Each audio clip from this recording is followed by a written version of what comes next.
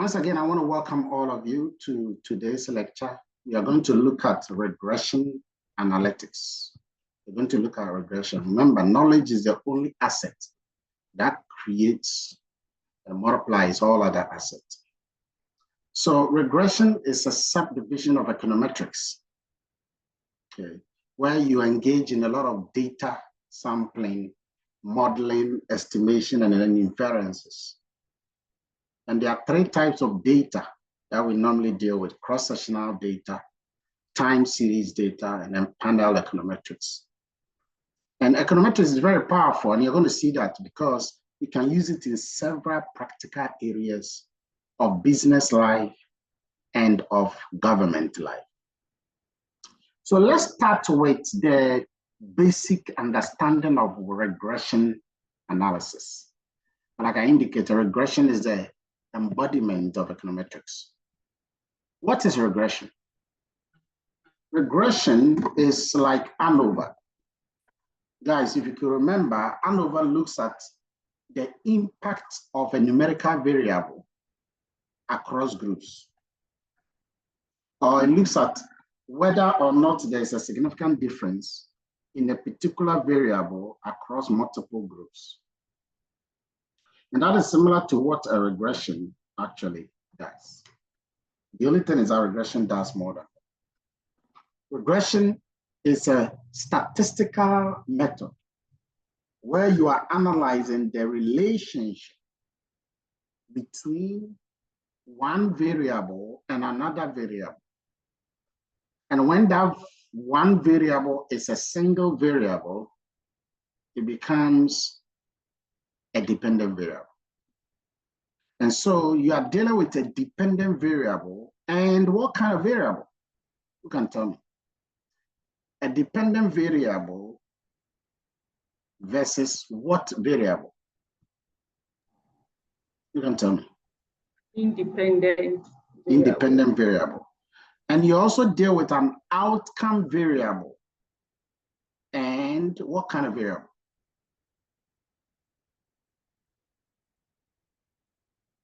The outcome variable is the recipient. And so the one causing it becomes what? The predictor. The predictor. The predictor. Now, Ken Pedro, are you here? I'm here, sir. Pay attention, Ken. Laura, are you here? Yes, Laura, Doc. pay attention, Yes, Doc. Laura. Pay attention. Yes, Doc. Yes, Doc. Francisca, are you here? Doc, I'm here. Nazifa, are you here? Present, say. Solomon, are you here? Yes, Doc. Mimi, take a screenshot of all those that are here for me. All right, let's continue. So when you have the explained variable. Hello, Doc. Yes. Please, Ibrahim has. Don't worry. You talk to Mimi behind the scenes. Okay, this is not. Okay. Okay, you have the explained variable, and then you have the explanatory variable. So what is the difference between the dependent and the independent variable? Very quickly, who can tell us? What is the difference between the dependent and the independent variable? Doc, please, can I try? Yes, go ahead. Right. A dependent variable is the variable that is free and does not depend on other variables to change or for it to have other changes.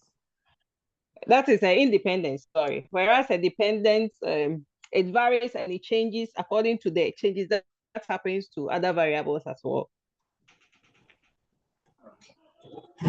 So which of these is the causal factor? Which of these two variables is a causal factor?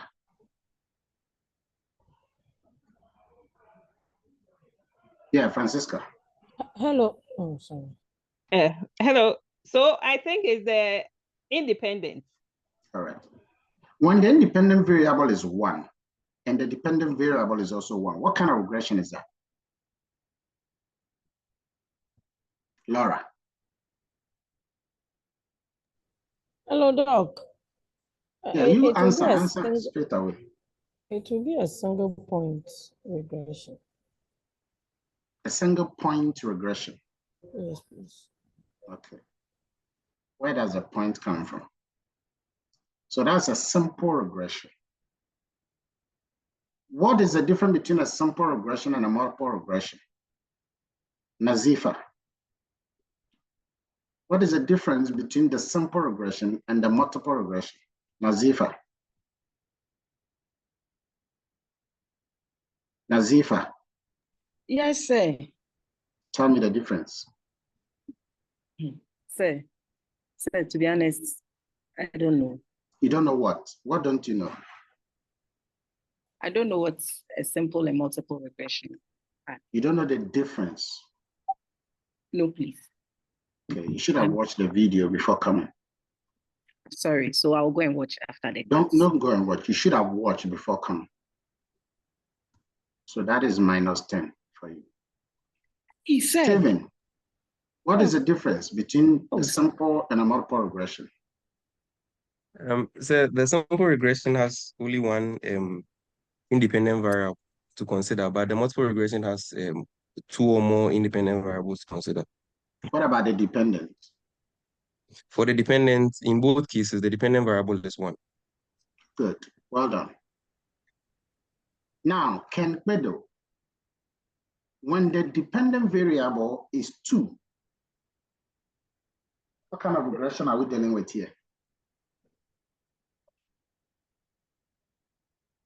When the dependent variable is 2, not 1, what sort of regression is that? Ken Kwedo.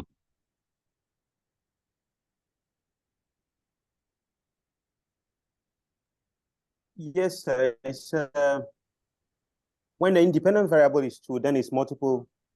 I say when the dependent variable is 2, what sort of regression are we dealing with now?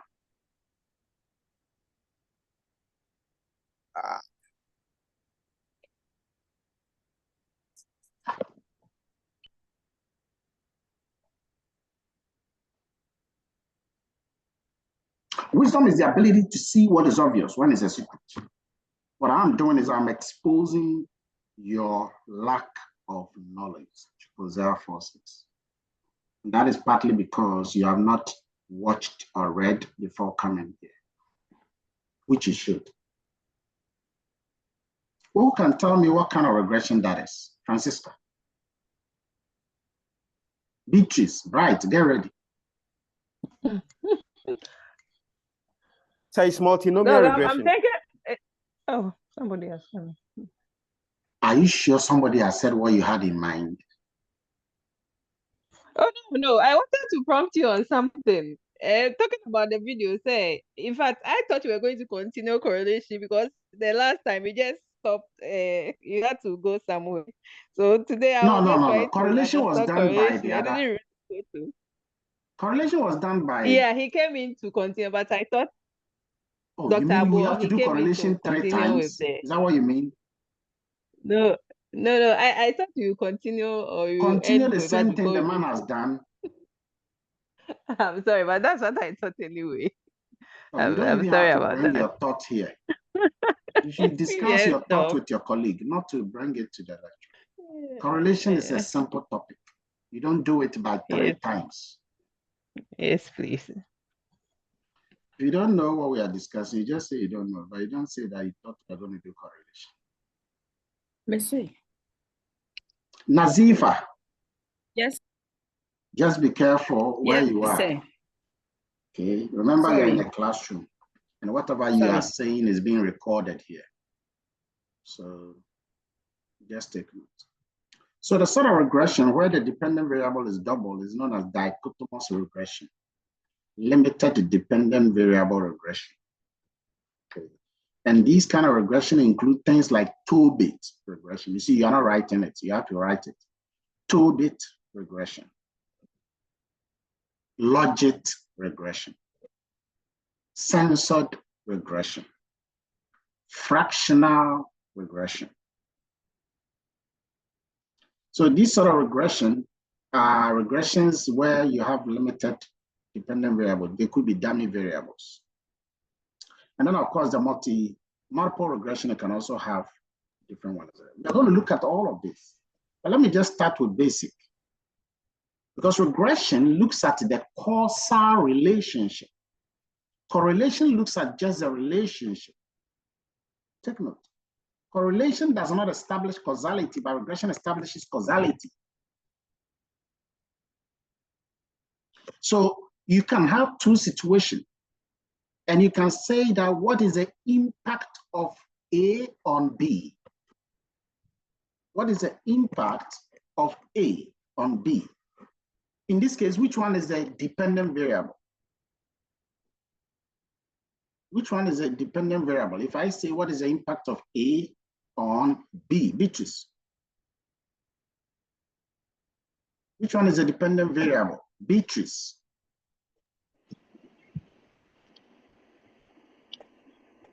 A on B. Beatrice.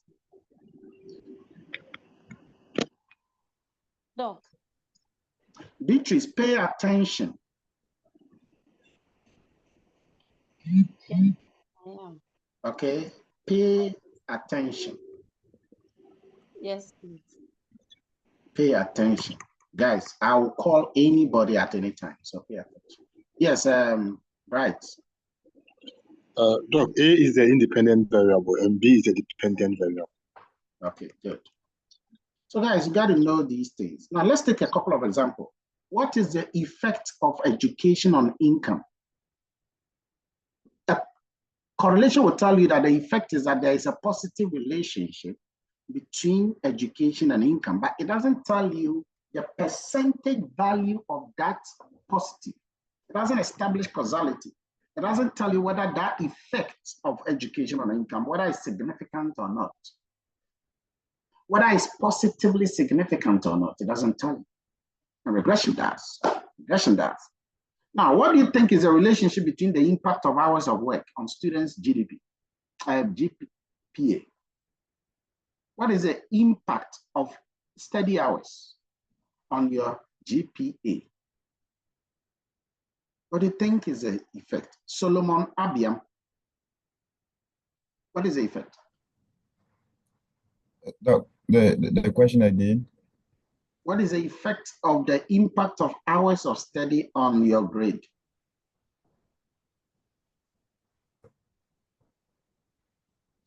You know how many times I've said here that everybody has to pay attention. There are two ways. Your ears were made to instead of your mouth.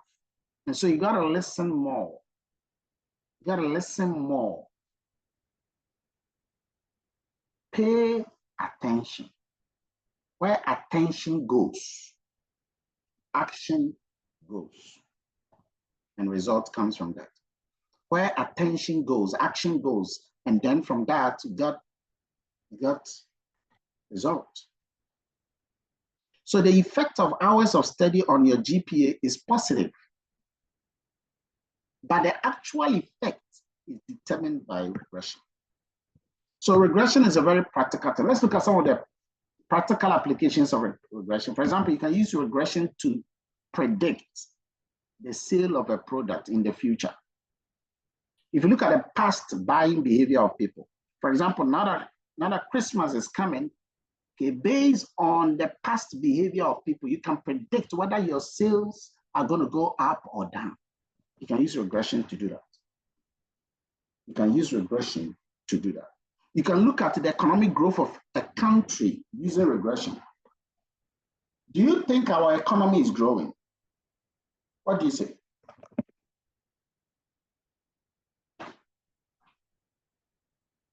Who can tell me? Is the economy growing or it's not growing?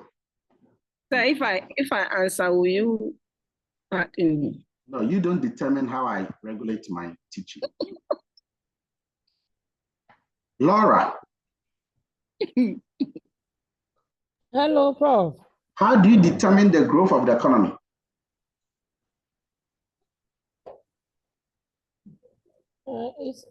Either through regression. Just say you can or use regression to correlation. do that. Yes.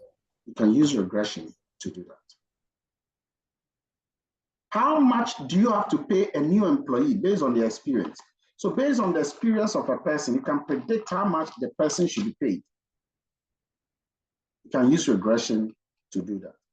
How much houses do you have to sell in the next month and at what price? You can use regression to do that. How much petrol should we charge? How much will be the price of petrol?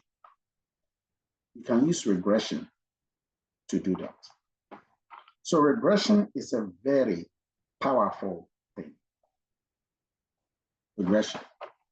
Yes, Solomon. Okay, look, I wanted to understand why you said the relationship between the GPA and then. Can you increase your voice a bit? Hello? Yeah, go ahead. Increase your voice a bit. Yes, I'm saying that you said the impact of the GPA and then is positive. Impact of hours of work on your GPA. Yes. Okay, you mentioned hours. Okay. I think I didn't hear that wrong. So now the answer is clear, right? Yeah, it's clear. Okay. Thank you. So ladies and gentlemen, you got to know about regression and you got to know this application. Let's look at more application.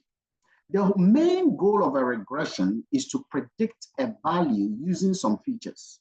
Take note. You want to predict a value using some features. You can use regression to handle advertising, spending, and revenue. You can use regression in a medical field to understand the link between a drug dosage and the blood pressure of a patient. You can use regression to examine the impact of rainfall and fertilizer on crop yield.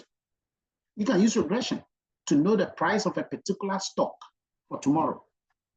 Regression is applied in all of this. So you see, regression is in advertisement, is in agriculture, is in stock, is in everything. So let's get the basics of predictive regression. Okay, this is just a basic. On the y-axis, you have the price of a house. That is what you see here on the y-axis. That's the price of a house. On the x-axis, you have the size of the house. So what can you say based on the house price and the size? You can tell me something. What do you sense from the prediction? What do you sense from the graph between the house price and you can tell me. Okay, so I can call anybody. Stephen Manson. Yes, sir. So from the house price and the house size, I can tell that as the house size increases by square meter, the house price increases by dollar. Could it also be the other way around? Yes, sir. What do you mean by yes, sir? Explain. As the house price increases as well, the house size per square meter also increases. Good. But regression will tell you clearly which one is a dependent and which one is an independent variable. The first point you said is fantastic. The house size as it's going up, and I can see as you move along the axis from 0 upward, you can see.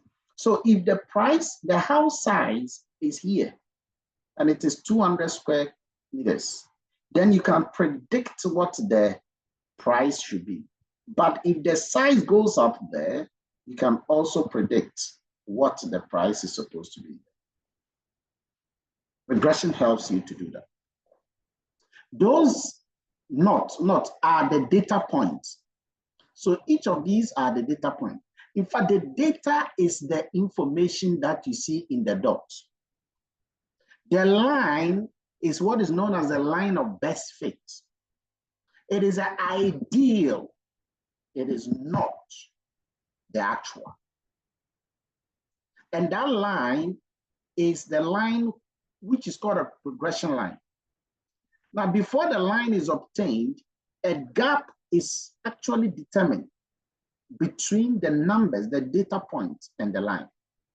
The gap is wider. If it is bigger, it means that that observation is not on the average. Remember, the line is the average of the relationship between the house size and that of the price. The gap between each data point, each observation point, and the line is called the residual. We'll come back to that, or the error. If the data point is above the line, that data point, if it is above the line, then the gap is a positive error. If the data point is below the line, like this one here, if it's below the line, then that residual or the error is known as a negative error. What does regression do with these errors? Regression actually tries to minimize the error sum of squares. It reduces, because you see, as these errors, for example, look at this one here, the error is big. The error is big here. So as regression tries to minimize the error, it is trying to minimize the error to the value of 0. That's the job of regression. That's what regression does, minimizing the error sum of squares until the errors are 0. And that is why we will later learn about how this is done. And so once it's done that, it will now do some other things to predict what the situation will be in the process. This graph shows the bit of details and how the line is obtainable. Now, let's try to formalize regression. When I say formalize, I mean I add a bit of mathematics to it, just a little bit of statistics to it. Then from there, we are going to practicalize it. We're going to use the data set known as the Book-to-Venture data set to understand the practical aspect of regression. But you see, even at the advanced level, you have to model the behavior of a phenomenon. And so we want to formalize it. What value is y? You can tell me the name of the y value here. This y. You can tell me the name.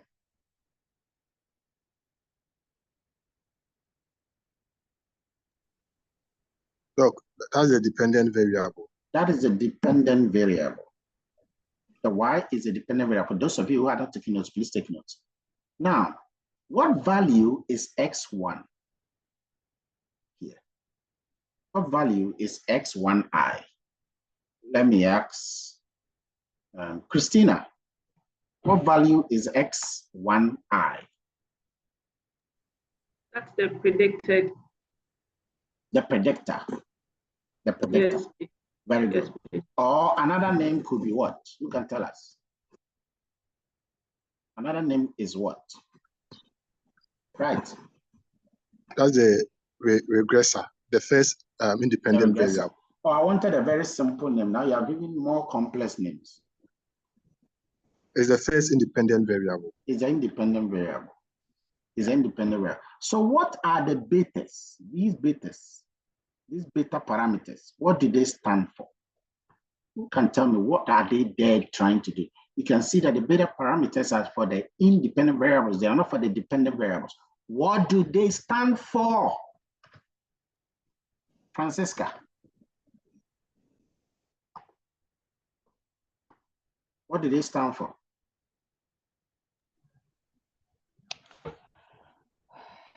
Francisca, you thought it was correlation, isn't it? Yes, today it was. I didn't really prepare for regression. It's true. So one day when you are teaching and your students tell you the same thing, you don't have to shout. You don't have to, because you should remember you did the same thing. Even at the highest, at the advanced level, at your level of advancement, you ideally is supposed to know. Well, I'm not supposed to teach this, to be honest. I'm supposed to just give you the general purpose to go and read. So take note. All right. So what does the beta one do? And I'll call you again and again. Don't stay there. Kenpodo. Is it the parameters, the coefficient in a regression model? What do they mean? Very good, but what do they mean?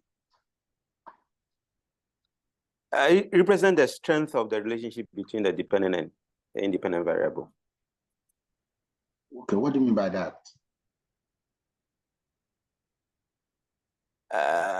Is coefficient the right word to use? It's kind of the strength of the relationship between the dependent and the independent variable. You have confused me. I'm even confused myself, sir. I'm confused myself. But essentially, what I wanted to say is that it represents the strength of a relationship between the dependent and independent. Very good, I did.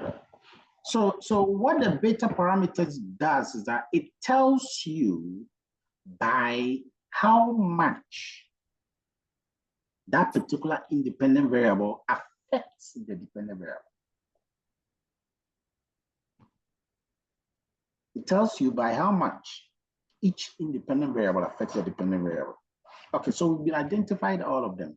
It's left with this UI. What does the UI here stand for? What does the UI stand for, Laura? Hello, Prof. Go ahead. Please, I don't have an idea. Nominate somebody.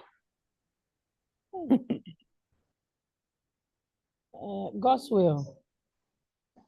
Is she here? God's will around?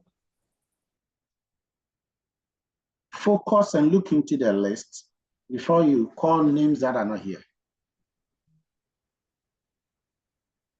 Okay. Stephen. Yeah. Stephen, please bail me. Doc, please. I think that's the error thing. Good. That's the residual, the errors. Okay. What do the errors stand for? What are they there for? What are the errors there for?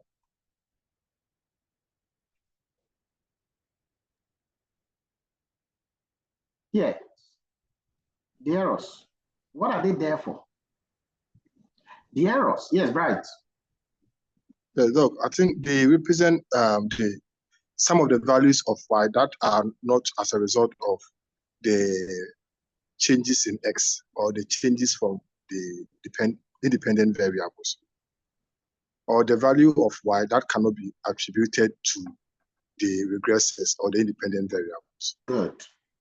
So the errors are telling you that there are some other factors that could affect the y, the dependent variable, but these factors are not known yet.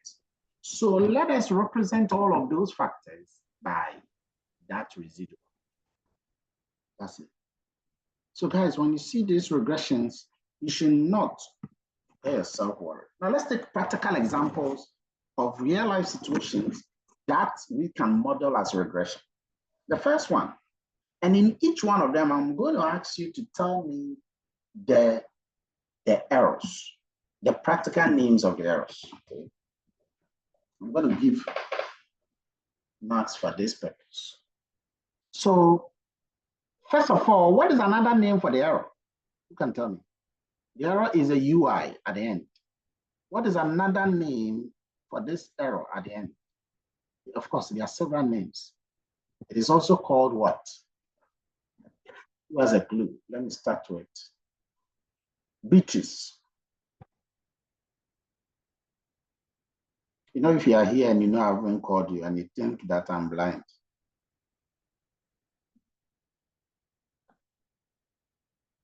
Yes. What is another name for the error term? Hello? Yes, go ahead. Go ahead. Kweku, how many? Are you here, Kweku? Kweku, are you here? Please, I don't know. Kweku, how many? Are you here? You know, some people, because they don't know, when I even call them, they act like they are dead. Because the person is not. Yeah, Prof, I'm here. So what happened that it took you 33 years to reply? Yes, I'm here. I said, what happened? Oh, I'm here. I don't know if you probably can't hear me. You mean you responded when I called your name 4 times?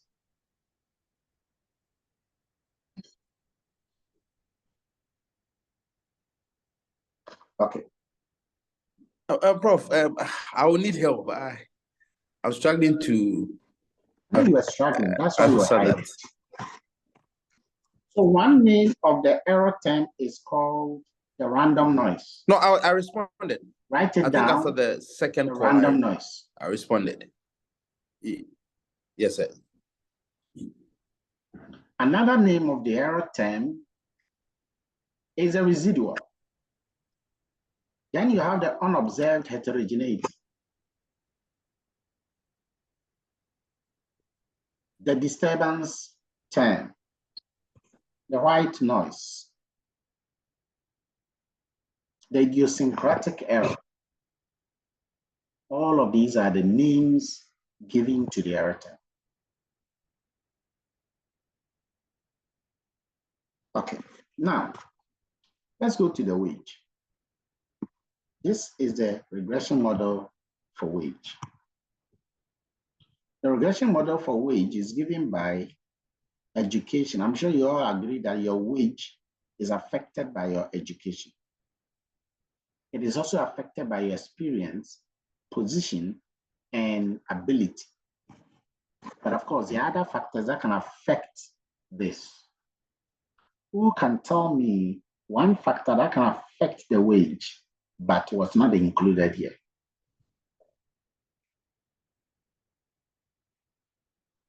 Who can tell me? Mention factors that can be counted, that can be well. Yes, something.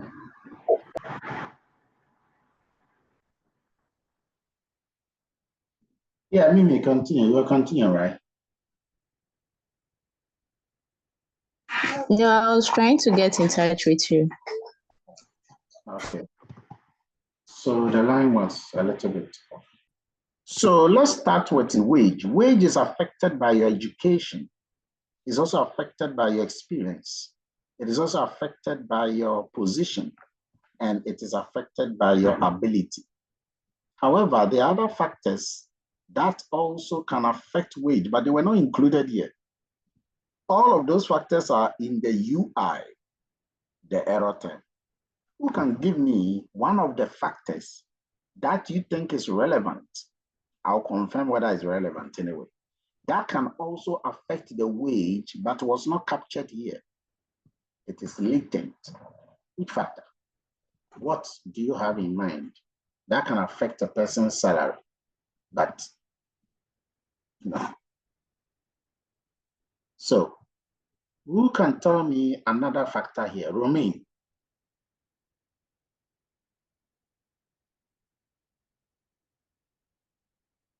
Right.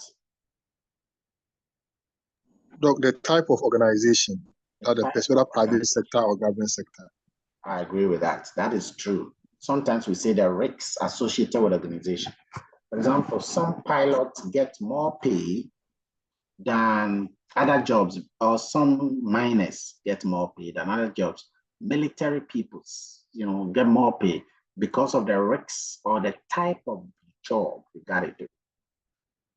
What other factor, again, can affect the wage? Who can give me another factor that can affect the wage? Quickly, quickly, quickly, quickly. Yes, Beatrice. Location. Location can affect the wage. Yes, people in London get more pay, slightly than those outside of London. Nazifa.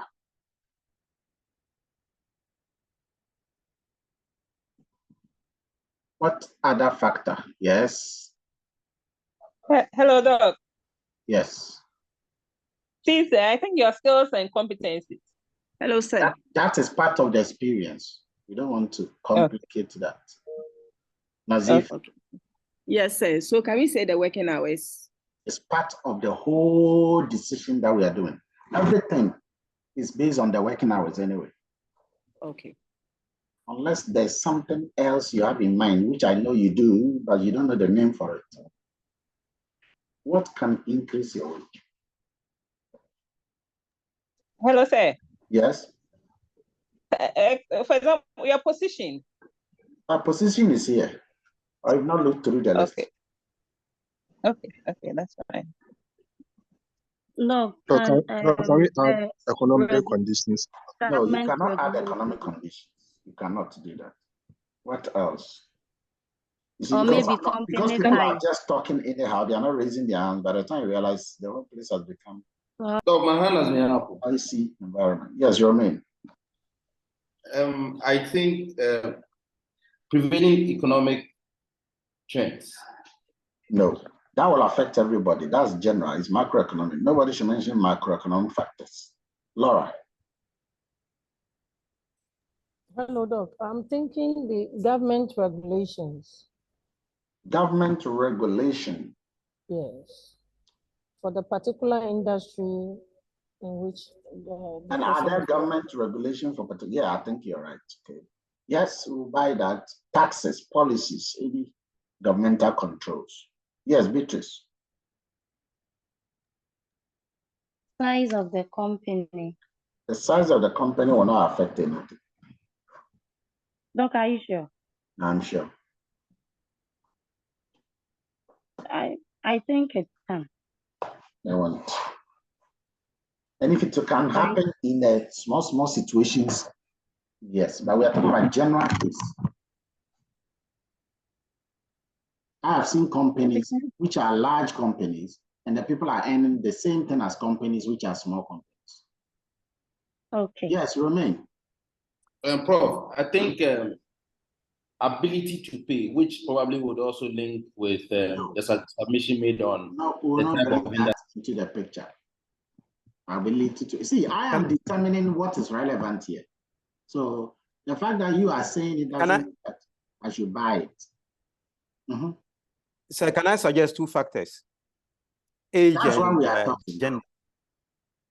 Age and gender. I'm of the opinion that generally the older age is people out. Don't add more. age. If What there's about gender? anything about age, it will go into experience. Gender, no. Because for me, when I'm employing, don't for me. The reason why you cannot for me is that whatever we are saying, I want to define my point to see if it's acceptable to you. I'm only saying that whatever point you are going to define should be general instead of specific. Okay, all right. So once you think it is general, then you can defend it. But if it is specific to a company, I think in general, that's why I want to. Okay, if it is general, go ahead. Accept it. Generally, productivity. If you are employing a younger woman, you will put in the person going for leave.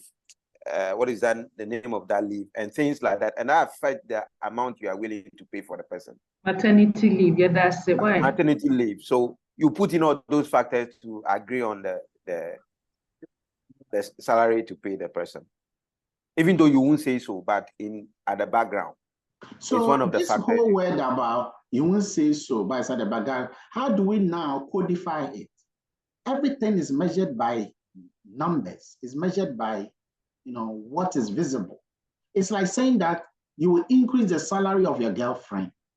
It is not coded. It's not written. So if you tell me that when somebody is in a relationship with another person, then the salary will go up. This is in a specific case. It's not general.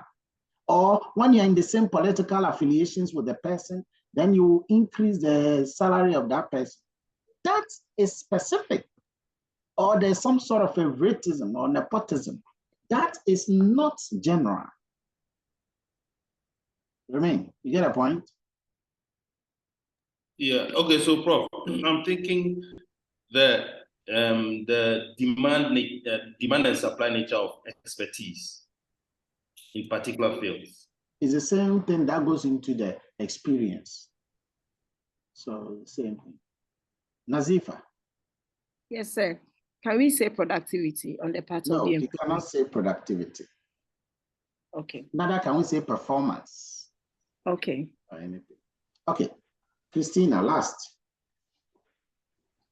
Please, can we say number of hours? That is why we are determining the wage in the. I think somebody mentioned that, and I said that is the bedrock of everything. If there is no number of, see, guys, what you guys wanted to say, those of you mentioning hours, you wanted to rather say overtime. Exactly. Thank you. That is what you want to say, overtime. That changes everything. And it is true. Anytime there is overtime, salaries will go up. Any industry, it catches it. All right. So that gives you an idea about what we include in the erratum. Let's go to the next one. Blood pressure of a person is affected by the age of the person. It's also affected by the weight of the person. It is also affected by the stress level of the person.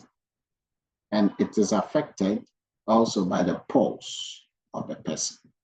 But of course, the other factors that can affect blood pressure, which are inside this error-10, which have not been captured. Who can tell me those relevant factors, I say relevant, that you believe can affect the blood pressure? Please, nobody should mention broken heart. Which other factors? Nazifa.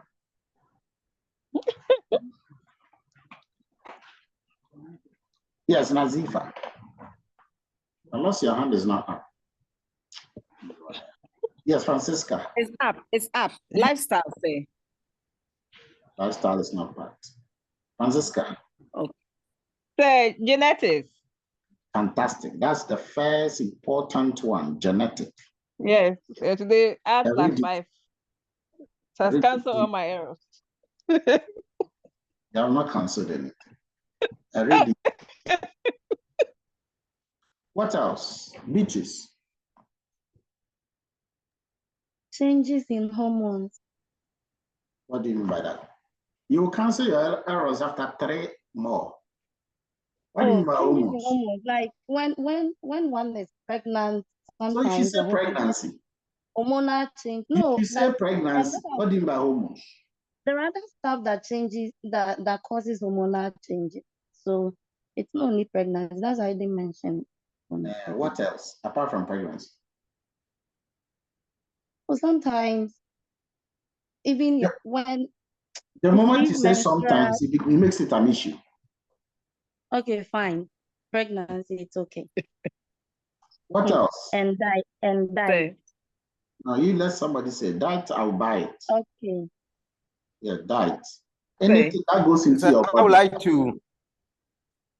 to categorize all that. Alcohol or food you take, anything that goes into your body, you know, like smoking, like medicine, all of this.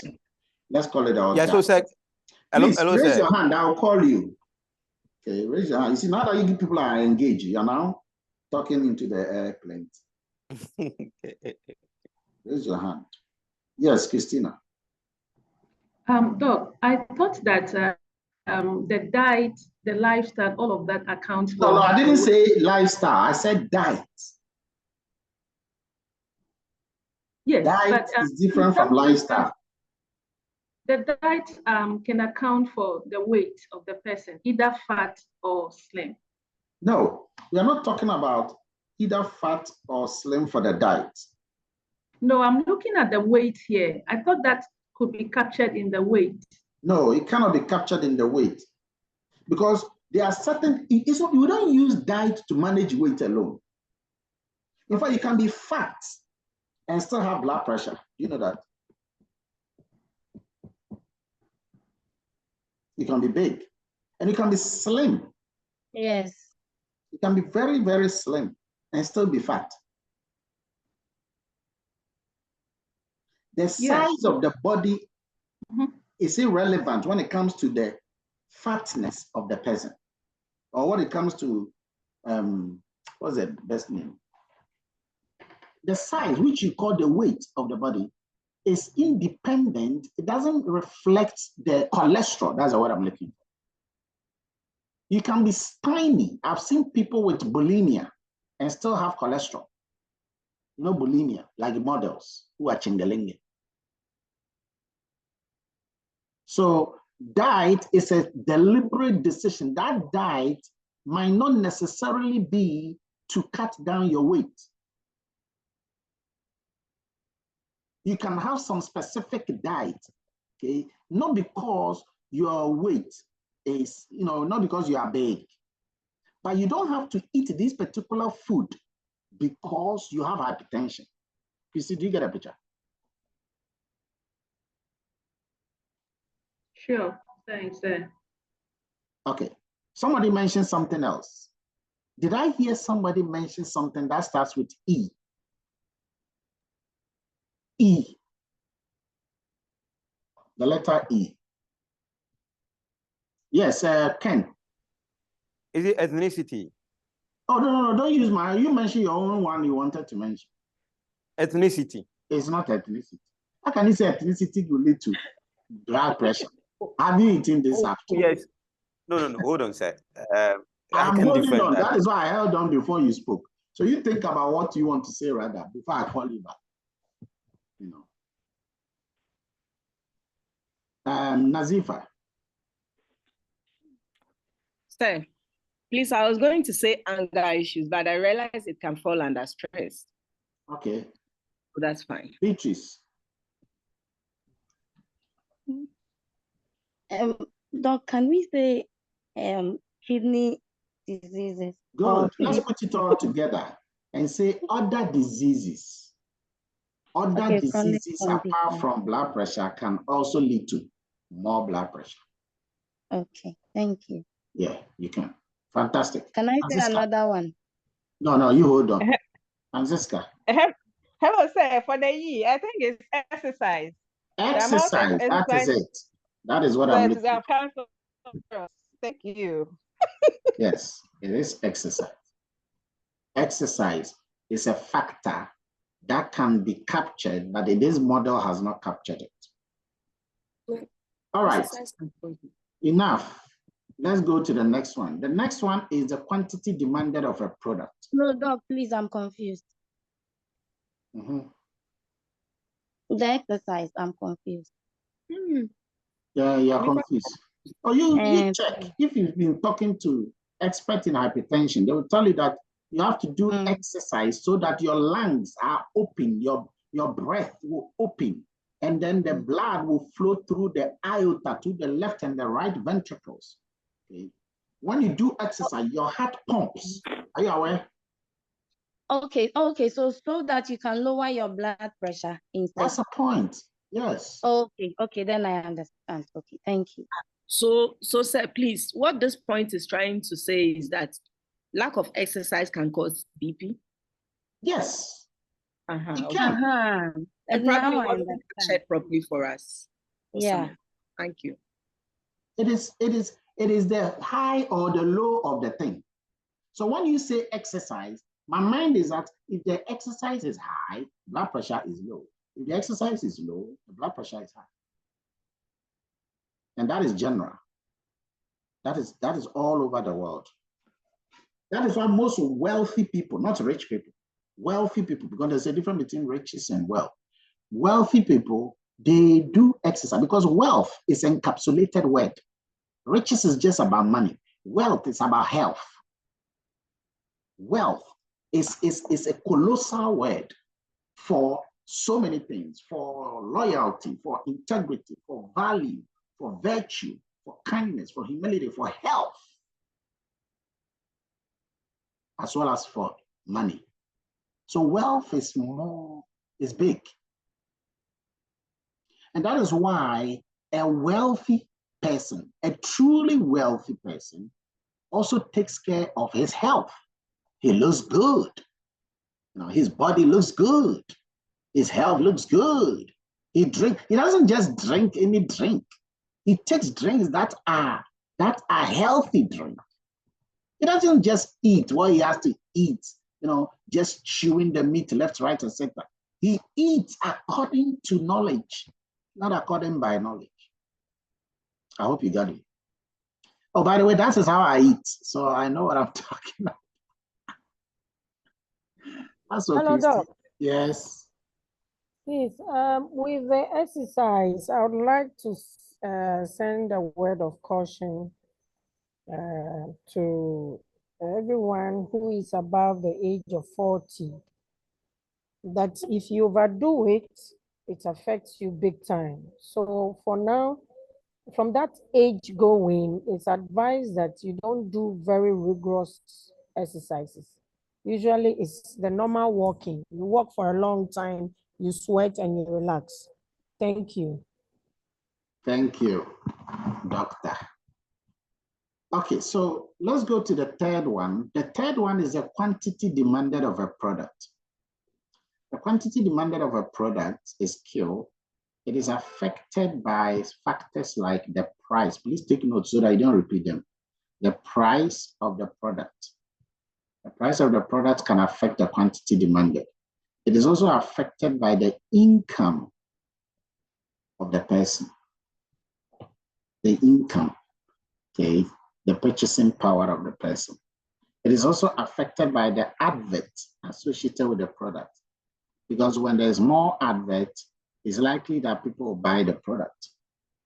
And it's affected by the complement price or the substitute of the product. Whether the product is a complement or substitute, that can also affect the quantity demanded of the product. But of course, there are other factors that can affect the quantity demanded, which are inside this error term, and they have not been captured. So who can tell me other factors that can affect the quantity demanded of product, but it's not been captured? Nobody should mention taste and preferences. So what other factors? Laura? Yeah, Doc, can I say that the location? The location is good. It can affect the quantity demanded of a product. Romain? Prof, I'll say number of consumers for the product. Excellent. Sometimes we call it the population. So the number of consumers, that is also correct. What else? I like the answers that are coming. It shows that this one, nobody is going to give a wrong answer. Yes, Romain again. Oh, Prof, sorry. Nazifa.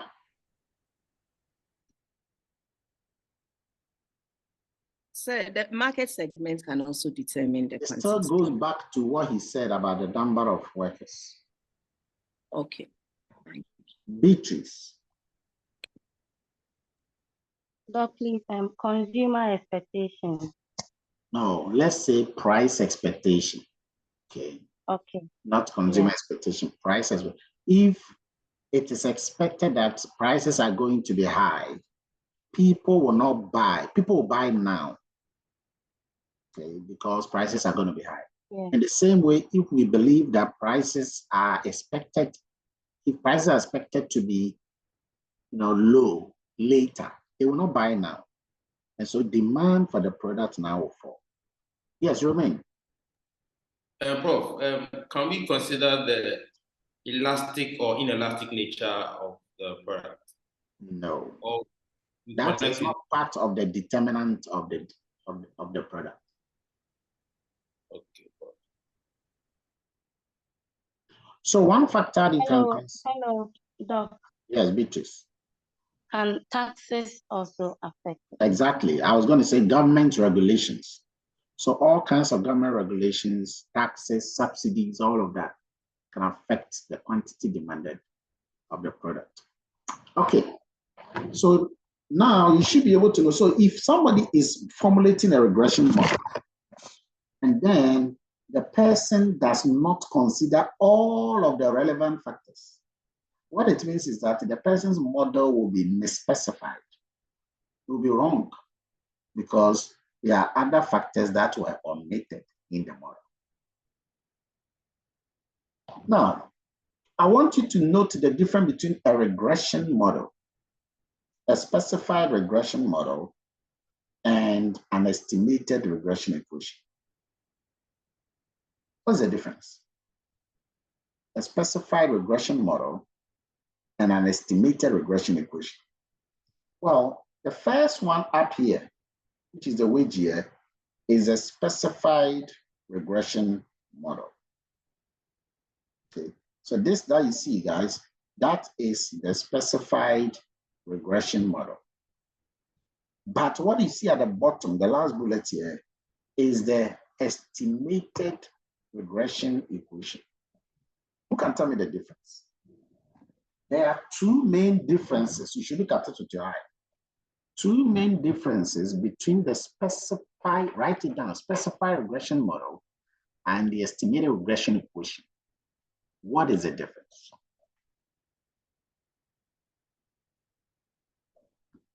What is the difference? Yes, Christina.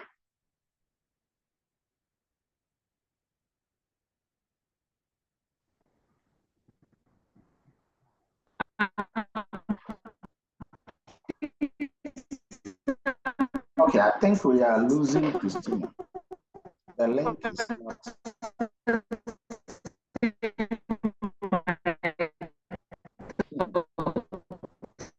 Unfortunately.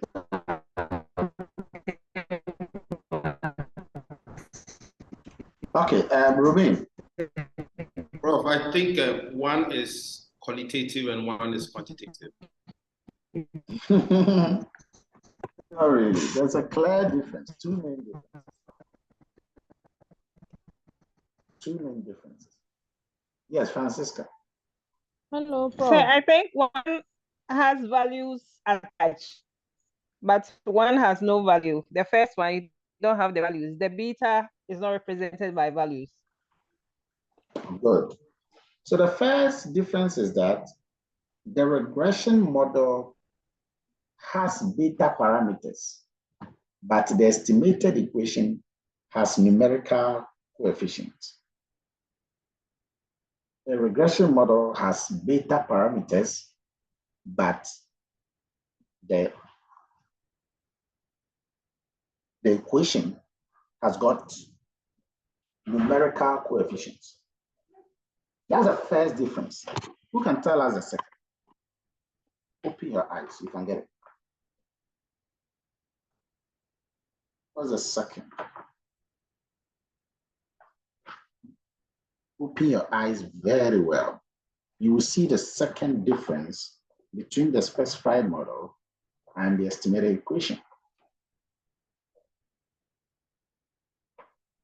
Look at the last part of the specified model.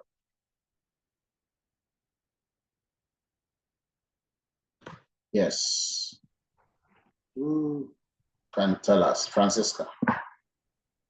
So there's estimated, you don't have the error value there. That's the U. You don't have the U.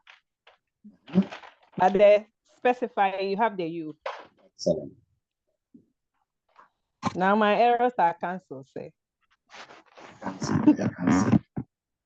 So it is important to recognize that there is no error term after the model have been specified.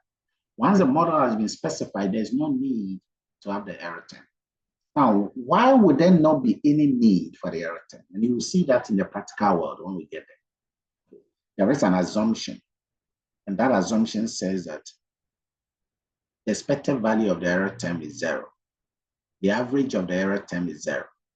And that is why it is gone. Now, I want you to look at this regression in a matrix form.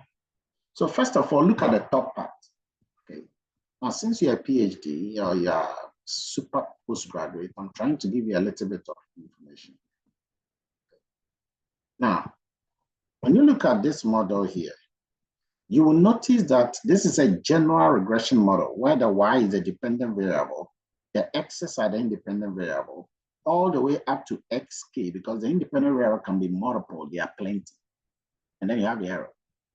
This can be written in a matrix, just as you see them here, beautifully. The first one is an n by 1 matrix, and that's why they are standing one column alone. But the second one has got multiple columns, multiple rows, so it's an n by k plus 1 matrix. And those are multiplying by the beta parameters. So the beta parameters are k by 1 matrix. And then finally, the error terms are n by 1 matrix, just like the y as well. Now, you can squeeze all of this information and make it simple in a matrix form like this. So the last information here is there's kind of condensed version of the matrix that you see above.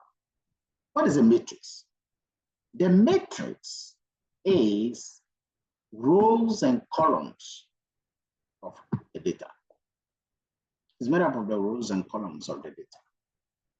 There's a movie called The Matrix. That's not a matrix we're looking for. That one speaks about a matrix as a computer-generated system designed to make us into batteries.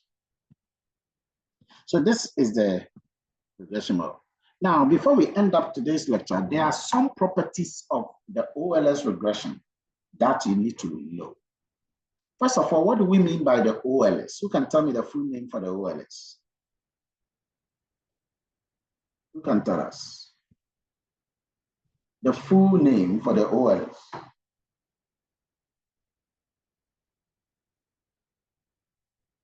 Yes, right. I'm Doc. Ordinary least squares. Good. Ordinary least squares. It is an approach that you use to find the numerical coefficient of the regression. It's an approach you use to determine the numbers associated with the variables of the regression. Now, the approach, the properties of the regression or the estimator, by the way, the estimator is the beta parameter. The beta parameters, once you have found their values, they become numbers called coefficients. I hope you guys are following. Therefore, we need to know the properties or the assumptions of the regression. Guys, what do we mean by assumptions? You can tell me. Remember, definitions matter. What do we mean by assumptions? Assumptions are certain things that must be in place for certain things to work. Certain things that got to be in place for certain things to work. So for the regression to work and to work well, the following assumptions, the following properties have to be specified or identified and handled. The first is known as the zero mean assumption, this one. What does that mean? It simply means that the expected value, look at how you write, the expected value of the error term given the independent variable should be zero. Expected value of the error term given the independent variable should be zero. This is called weak exogeneity assumption. And you will appreciate that a lot when we go to panel regression. And that there's an opposite one called strict exogeneity assumption. And that is more paramount inside the panel data regression. So what does weak exogeneity assumption mean? It simply says that by the way, who can tell me the meaning of expected value? What does that mean?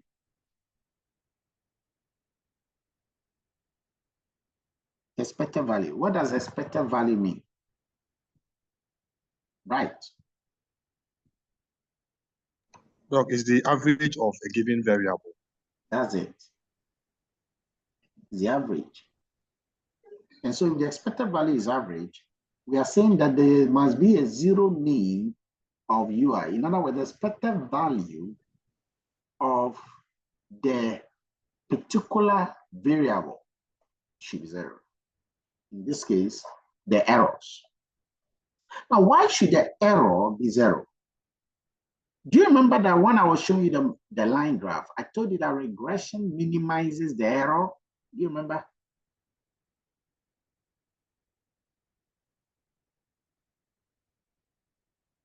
Regression minimizes the error sum of squares. And that is why it is critically important to appreciate the fact that you want the error to be zero so that you can establish a fine causal relationship between the dependent variable and the independent variables. So this assumption of zero mean of the error is significant. Number two, the next assumption is known as homoscedasticity. Pronounce the word, let me see. Ishmael, what? Pronounce the word homoscedasticity. Homoscedasticity. Sorry, I couldn't hear. Homoscedasticity. Homoscedasticity. Thank you. Life rewards you according to the quality of your thought. Homoscedasticity, what is that? What does it mean? It's called constant variance of the error term. The word variance means that it differs. When the errors are constant, it makes it easier to be able to do anything that has to be done. And one of the assumptions of the regression is that the errors must be constant. That symbol here means that the errors should be identically and independent, should be independently and identically distributed with a zero mean, the first one we said, and a constant variance. This constant variance is an identity matrix. That is assumption of homoscedasticity. Now, errors in the residuals or the errors, when you plot them, they must look good. There must be a pattern.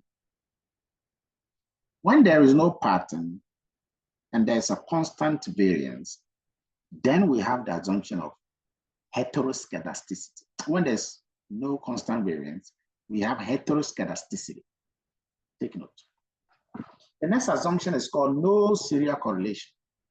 So the errors must be independent.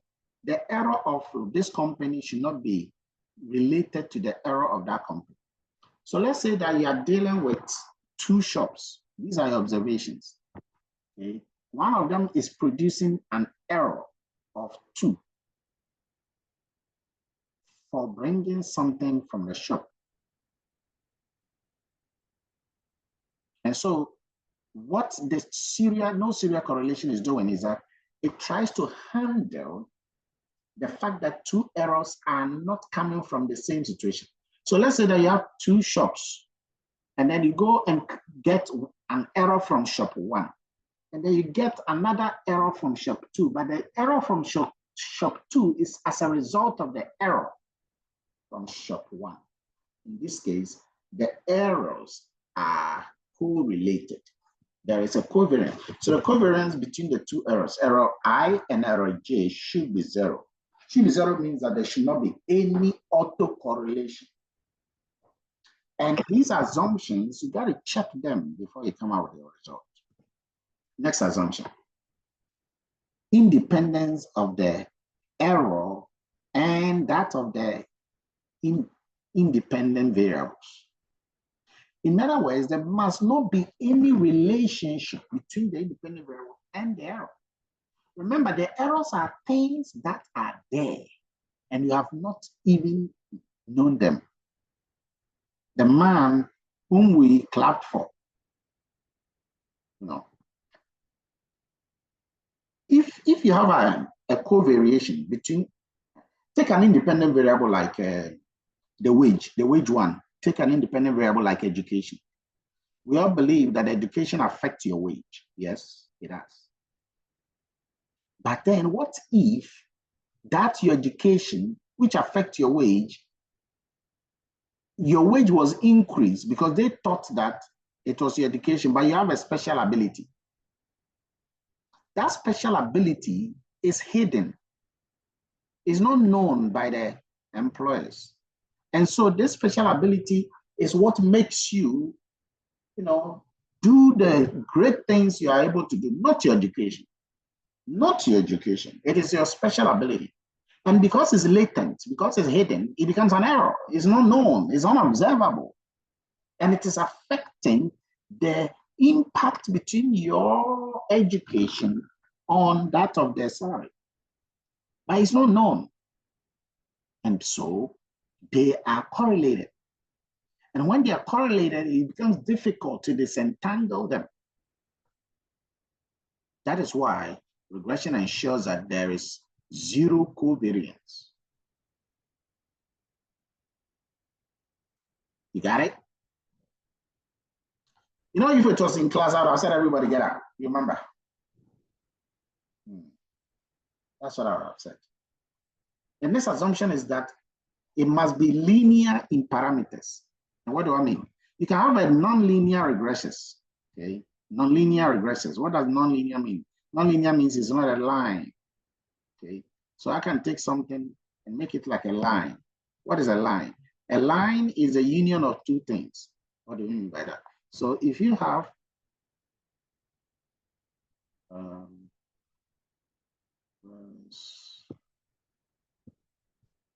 okay. Hey, it looks like Zoom has changed to become very nice. There's some nice features I'm seeing. Anyway, so let's say that this is a dot, all right, guys. This is a dot, and this is another dot. Okay, once I join them, I create a line. But once there's this dot here, okay, I can join this to this and then go there. When I am having something like a parabola, it's no longer linear in parameters. And one of the assumptions of regression is that it must be linear in parameters. You can have log. So you can have the log of killed. You can have the square, like the square of income, like the square of occupation with the Brukutu data.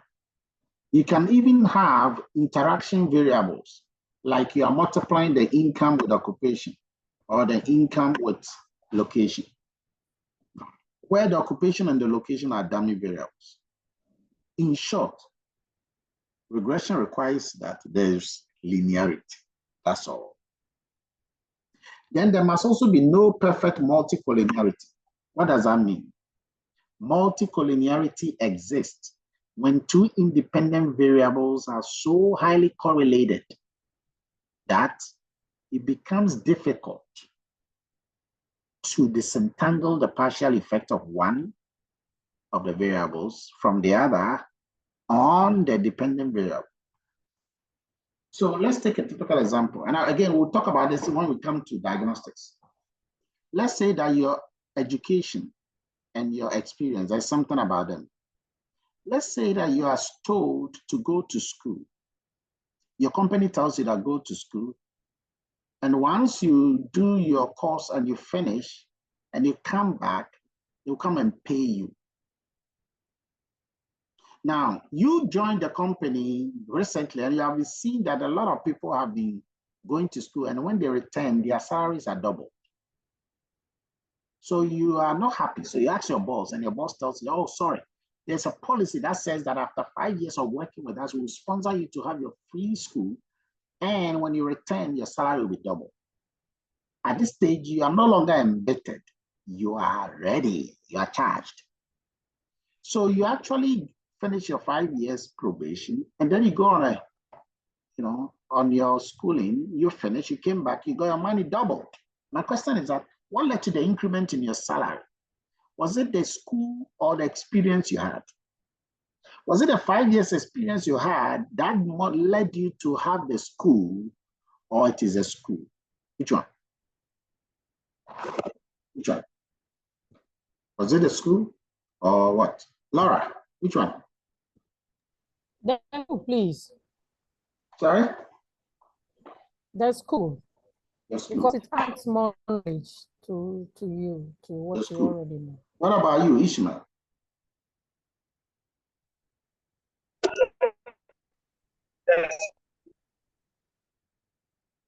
Sorry, Ishmael, I can't hear you. It is neither of them or both of them. You see, the education is correlated with the experience here. Because if you have not had your experience, you will not have your education. And if you have your education and you still do not have your experience, you cannot go and do the thing. And if you have your experience and you still don't go and do your education, you will also not get a salary. These two variables are said to be multicollinear. Multicollinear. See, they are so related that it's difficult to even disentangle the two of them. And that, we don't want that in a regression. Perfect multicollinearity, we don't want that. And there are basic other assumptions like you don't want specification bias. Once you correctly specify your model, you are good to go in that regard. Those are the assumptions of regression. But there are some few quick things you got to note whenever you are doing a regression. Sometimes, especially in your panel data, you will have to take the logarithm of some of the independent variables. Why? Because you want to impose a constant percentage effect. You don't want a situation where you are imposing a non-constant effect. Sometimes you will need to have squares of some of the independent variables. You need to square them. Why? To handle the quadratic nature of the variables, to handle the nonlinearities. And sometimes you need to interact some of the independent variables whilst mediating some of them. What is the difference between interacting and mediating? Interaction and mediation.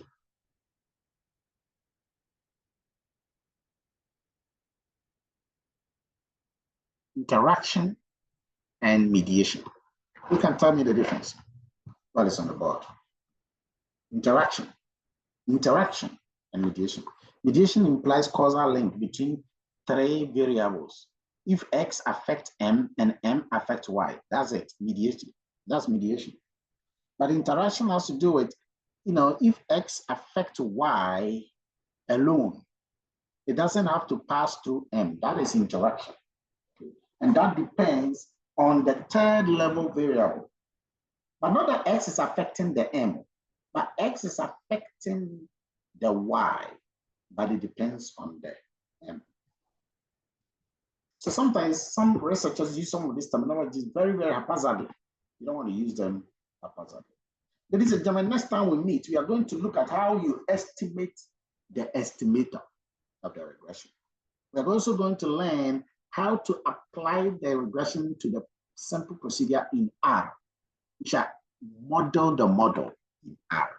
We shall solve it in R. We'll also do it in Excel, so that for those that would, but you see that Excel has got a lot of disadvantages, and so we shall do more of it in the R. Ladies and gentlemen, that brings us to the end of the entire Kabuto.